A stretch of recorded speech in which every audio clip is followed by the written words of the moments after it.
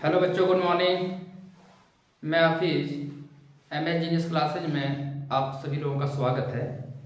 तो आज हम लोग एक नया चैप्टर भारतीय इतिहास का या फिर प्राचीन इतिहास का अति महत्वपूर्ण चैप्टर पढ़ने जा रहे हैं, हड़प्पा सभ्यता। हम लोग आज बहुत ही महत्वपूर्ण चैप्टर पढ़ने जा रहे हैं जिसका नाम है हड़प्पा सभ्यता।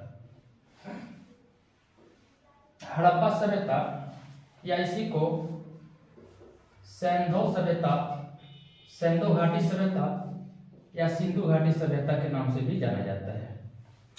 तो हम लोग आज बहुत ही महत्वपूर्ण चैप्टर, प्राचीन इतिहास के अति महत्वपूर्ण चैप्टर हड़प्पा सभ्यता आज या फिर सैंधो सभ्यता हम लोग पढ़ने जा रहे हैं। प्राचीन इतिहास के 4 टॉपिक बहुत महत्वपूर्ण है। एक आता है हड़प्पा सभ्यता, दूसरा है वैदिक सभ्यता और तीसरा है मौर्य साम्राज्य और चौथा बहुत ही महत्वपूर्ण चैप्टर है गुप्त साम्राज्य। ये 4 अति महत्वपूर्ण चैप्टर है और फिर 2 चैप्टर और है, एक बौद्ध धर्म और जैन धर्म। ये 4 टॉपिक यानी हड़प्पा सभ्यता, वैदिक सभ्यता, मौर्य साम्राज्य, गुप्त साम्राज्य और जैन धर्म और बौद्ध धर्म, अगर आप ये 6 टॉपिक अगर आपका कंप्लीट है तो आगे आपका कोई भी एग्जाम हो, कोई भी आप क्वेश्चन को अगर सॉल्व करेंगे तो आप फंसेंगे नहीं, आप उसको सॉल्व कर लेंगे। तो आज हम लोग जो शुरू कर रहे हैं हड़प्पा सभ्यता को पढ़ने की कोशिश करेंगे, समझने की कोशिश करेंगे। सबसे पहले इसको समझे, इसको पढ़ेंगे कैसे, एक प्रकार से हिस्ट्री पढ़ा कैसे जाता है उस चीज को देखो। किसी भी चीज को पढ़ने से पहले सबसे पहले प्रारंभ शुरू करते हैं। कोई भी आप साम्राज्य पढ़ रहे हैं तो साम्राज्य के अंदर आप क्या पढ़ते हैं भाई? प्रारंभ पढ़ते हैं, राजनीतिक जीवन पढ़ते हैं, आर्थिक जीवन पढ़ते हैं, सामाजिक जीवन पढ़ते हैं और अंततः पतन पढ़ते हैं। यानी इस प्रकार में पढ़ते हैं। अरे एक मतलब कि क्रमागत धीरे धीरे मतलब कि पढ़ते हैं। तो उसी प्रकार क्रमागत धीरे धीरे हम लोग हड़प्पा सभ्यता को पढ़ने जा रहे हैं। सबसे पहले हड़प्पा सभ्यता में हम लोग पढ़ेंगे क्या? तो हड़प्पा सभ्यता में हम लोग सबसे पहले पढ़ेंगे नंबर 1 में प्रारंभ पढ़ेंगे। क्या पढ़ेंगे? प्रारंभ। ये प्रारंभ हम लोग पहला प्रारंभ पढ़ेंगे। दूसरा आगे जो पढ़ेंगे वो पढ़ेंगे नामकरण। क्या पढ़ेंगे? नामकरण। और फिर आगे हम लोग क्या पढ़ेंगे? आगे पढ़ेंगे तिथि। आगे क्या पढ़ेंगे? तिथि। फिर आगे हम लोग पढ़ेंगे क्या? पढ़ेंगे लिपि। क्या पढ़ेंगे? लिपि पढ़ेंगे। इस प्रकार आर्थिक जीवन भी पढ़ेंगे, राजनीतिक जीवन भी पढ़ेंगे, इस प्रकार विशेषताएं भी पढ़ेंगे, नगर पढ़ेंगे, प्रमुख नगर पढ़ेंगे, अन्य नगर पढ़ेंगे और अंततः पतन पढ़ेंगे। यानी इस प्रकार से आप एक काम कीजिए, इस प्रकार से आप अपने कॉपी में नोट कर लीजिए कि हमें पढ़ना क्या है। किसी भी इतिहास का कोई भी चैप्टर पढ़िए, सबसे पहले कॉपी में नोट कीजिए कि उसको पढ़ना क्या क्या है। अगर आप सबसे पहले समझ लेते हैं कि क्या क्या पढ़ना, तो चैप्टर अपने आप इजी हो जाती है। बहुत ऐसे स्टूडेंट हैं, बहुत ऐसे छात्र छात्राएं बोलते हैं कि हिस्ट्री याद नहीं रहता है। तो हिस्ट्री को याद नहीं रखना है, हिस्ट्री को सिर्फ आप पढ़िए, आप उसका क्रमागत पढ़िए, आपको अपने आप हिस्ट्री याद रहेगा। जैसे हम जिस प्रकार से बोर्ड में लिखे हैं, जिस प्रकार से आप देख पा रहे हैं, तो देखिए कि इसमें सबसे पहले शुरुआत हम कहां से कर रहे हैं। सबसे पहले हड़प्पा सभ्यता जब पढ़ेंगे तो प्रारंभ पढ़ेंगे। प्रारंभ में देखेंगे कौन विद्वानों ने हड़प्पा सभ्यता का क्या नाम दिया, सबसे पहले कौन वहां पर गए, उत्खनन का कार्य क्या किया, यही सब ना पढ़ेंगे। तो चलिए सबसे पहले शुरू करते हैं प्रारंभ। तो प्रारंभ में हम जब शुरू करेंगे प्रारंभ में, तो सबसे पहला नाम इसका आता है। प्रारंभ में सबसे पहला नाम जो आता है कौन सा विद्वान का आता है? एक विद्वान का नाम था चार्ल्स मैसन। क्या नाम था? चार्ल्स मैसन। चार्ल्स मैसन या चार्ल्स मैसन भी इसका नाम कहा जाता है। एक विद्वान का नाम तो ये था। दूसरा इसका नाम जो आता है उसका नाम था ब्रंटन बंधु। ब्रंटन बंधु दूसरा नाम आता है ब्रंटन बंधु। तीसरा नाम आता है अलेक्जेंडर कनिंघम। Alexander Cunningham.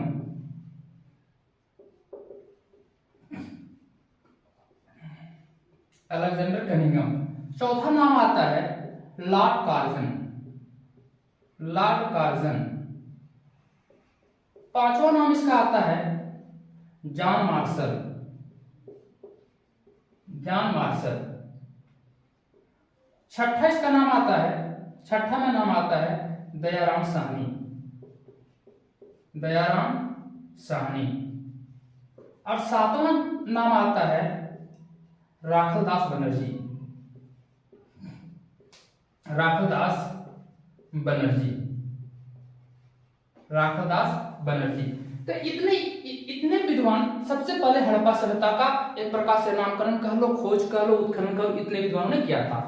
तो सबसे पहले देखते हैं चार्ल्स मैनसन। चार्ल्स मैनसन एक अंग्रेज थे।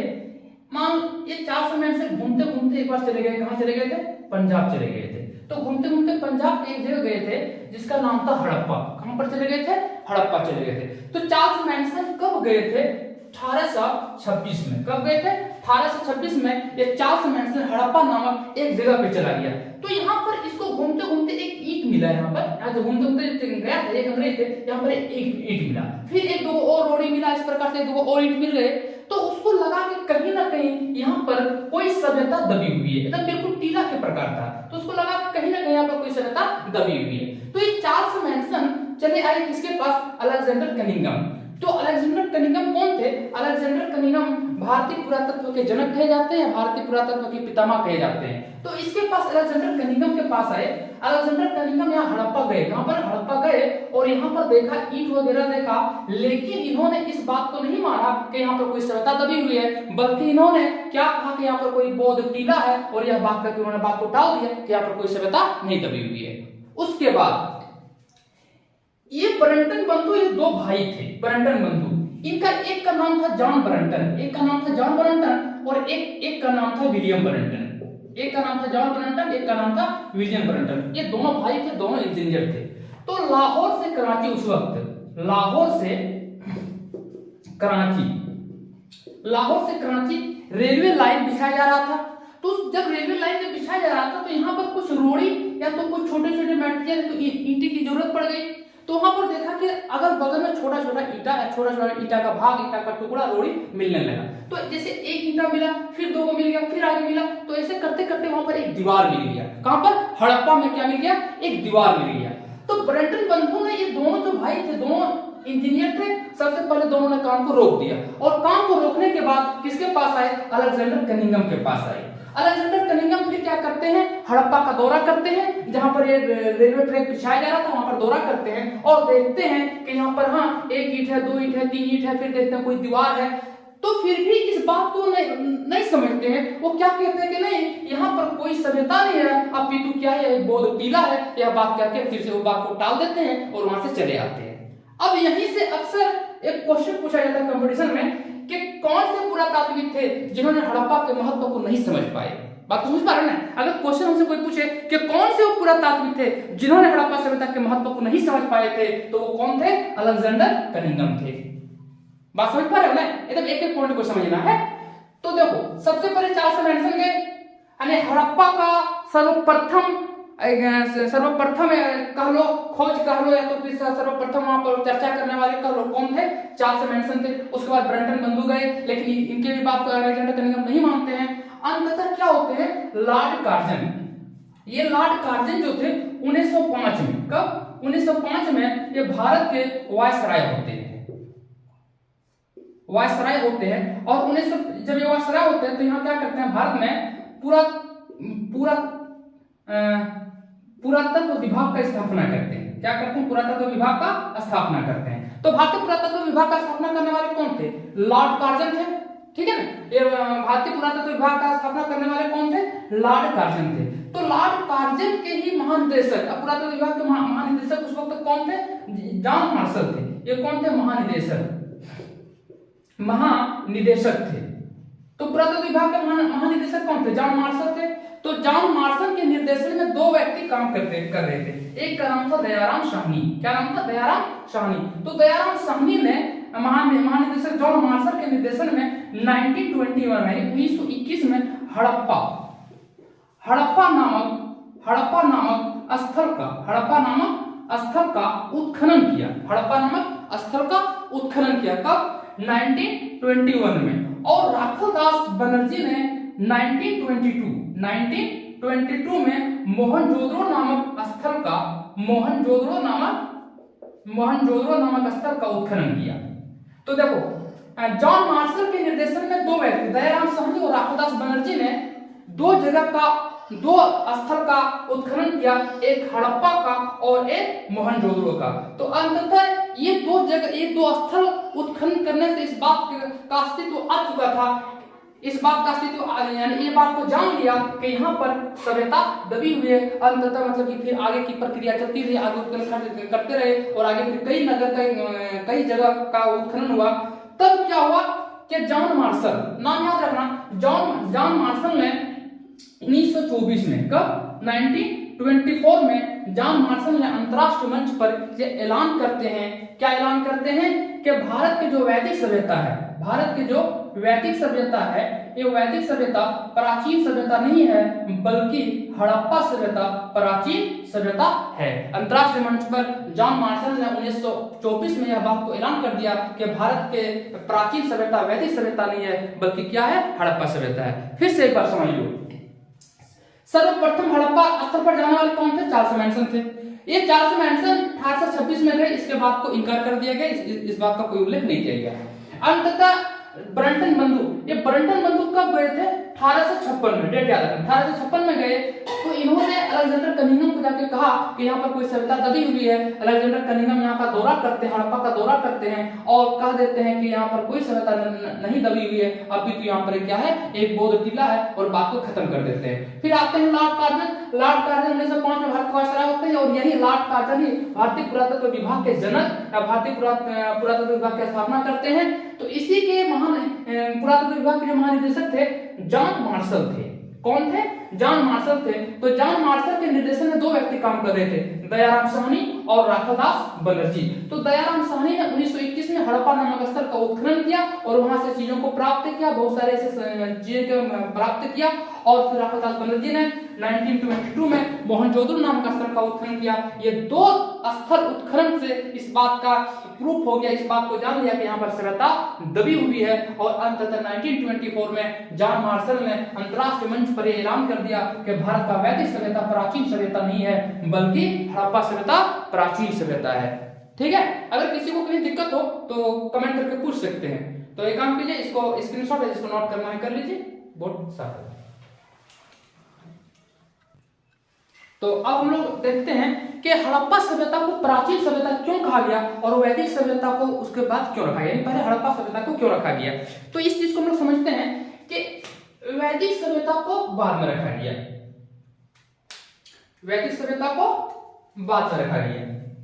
तो ये चीज को सबसे पहले देखते हैं, वैदिक सभ्यता और हड़प्पा सभ्यता, इस चीज को पहले समझ लेते हैं।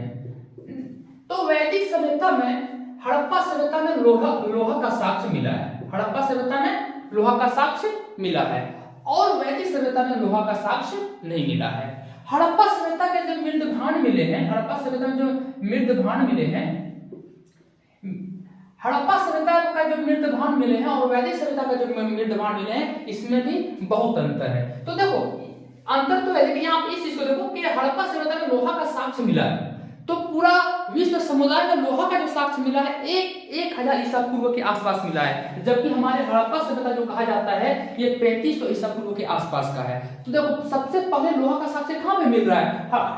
हड़प्पा सभ्यता में मिल रहा है। इससे यह पता चलता है कि हड़प्पा सभ्यता वैदिक सभ्यता से बहुत ज्यादा प्राचीन है, यानी हड़प्पा सभ्यता प्राचीन सभ्यता है। ठीक है, यहाँ तो समझ में आ रहा है कि नहीं? तो यहाँ तो समझ आया, इसको नोट कर लो, फिर साफ करेंगे। अब हम लोग आगे देखते हैं नामकरण, हड़प्पा सभ्यता का नामकरण, हड़प्पा सभ्यता के हम लोग नामकरण देखते हैं। तो हड़प्पा सभ्यता के नामकरण में अब हम लोग पढ़ने जा रहे हैं नामकरण। हड़प्पा सभ्यता का नामकरण पढ़ने जा रहे हैं। इसका हड़प्पा सभ्यता के कितने नाम हैं? हड़प्पा सभ्यता का पहला नाम है सिंधु घाटी सभ्यता। क्या नाम है? सिंधु घाटी सभ्यता,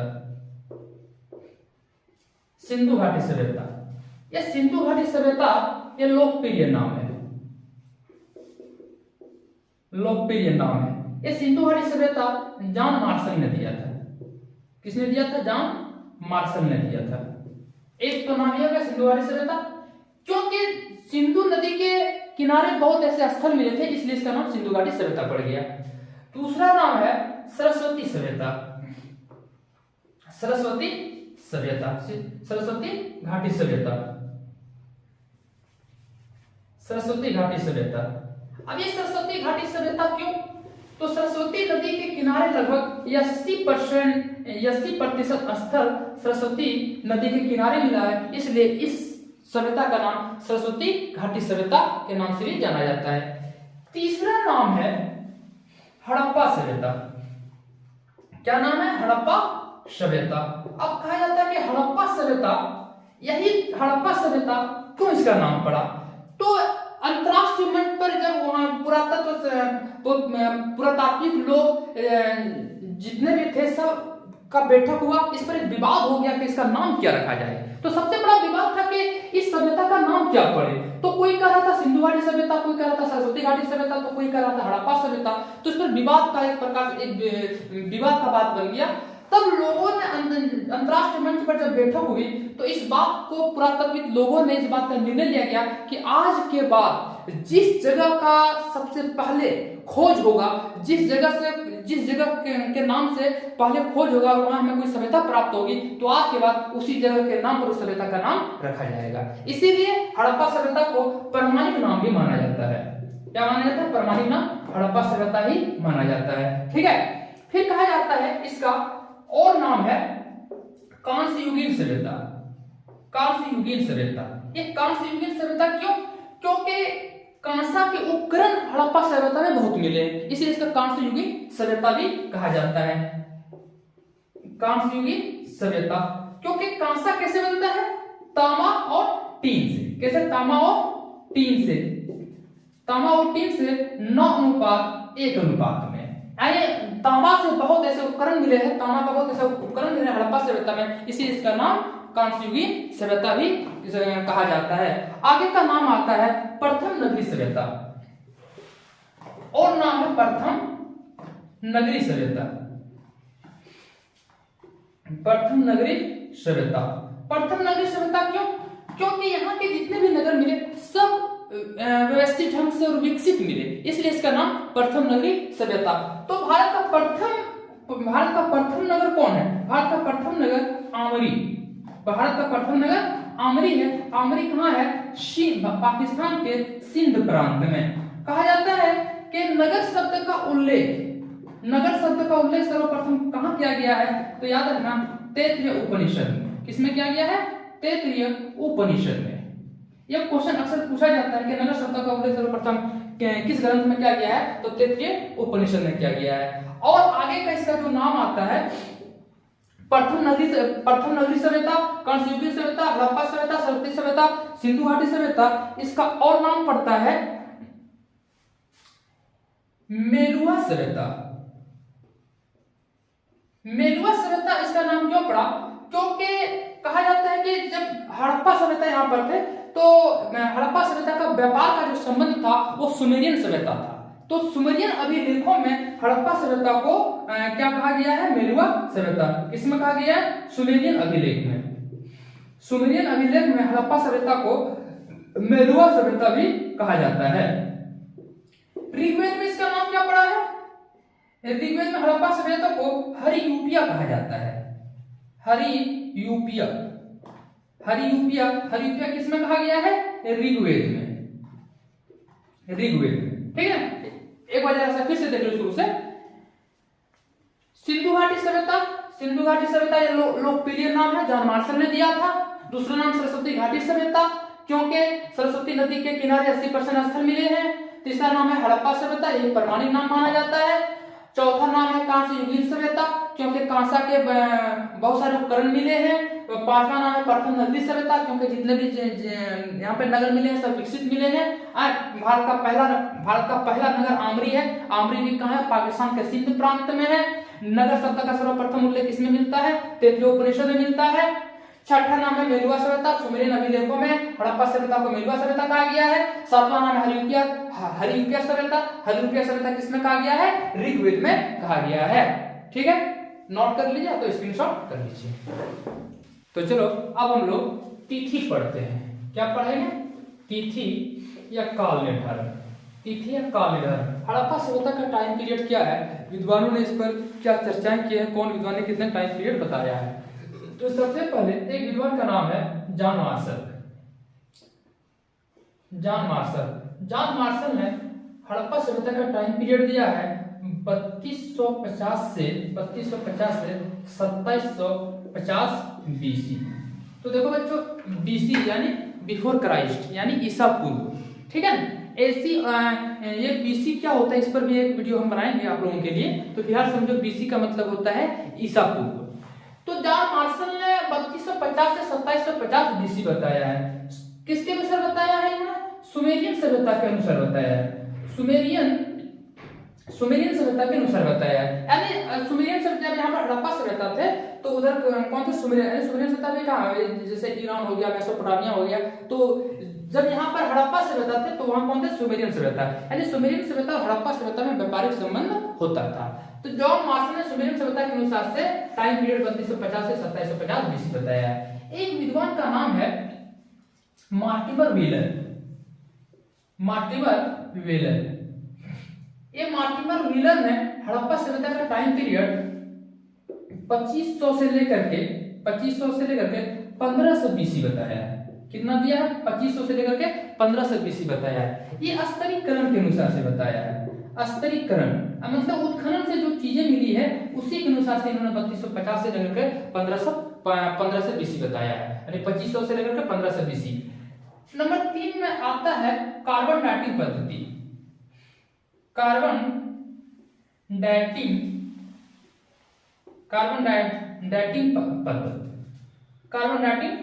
पद्धति विधि से बताया है। यानी यही कार्बन डेटिंग पद्धति जो माना गया है, ये इन्होंने बताया है 2500 से लेकर के 1750 बीसी बताया है। और यही प्रमाणिक माना जाता है। यही क्या माना जाता है? प्रमाणिक टाइम पीरियड माना जाता है हड़प्पा सभ्यता का, 2500 से लेकर 1750। एक विद्वान का नाम है मेके। मेके ने भूल गए हैं। नंबर 4 में एक विद्वान का नाम है डीपी अग्रवाल। क्या नाम है? डीपी अग्रवाल ने हड़प्पा सभ्यता का टाइम पीरियड बताया है 2350 से 1750 बीसी।